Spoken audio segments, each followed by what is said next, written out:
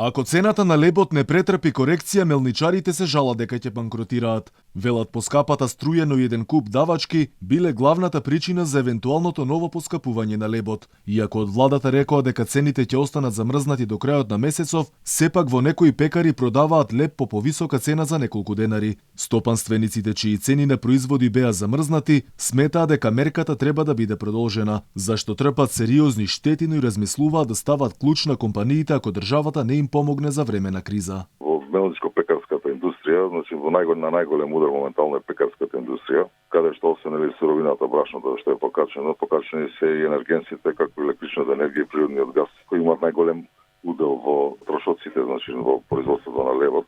Се покачија цената на газот и на електричната енергија, значи не застанаа да не се на истото ниво, него продолжија да се покачува, што направи уште поголема штета.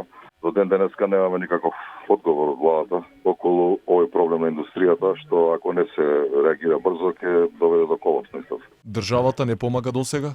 Па нема ништо, ние сме во континуитет, значи нон-стоп имаме барања до Министерството, до Министерството за економија, до владата, па се уште чекаме да видиме.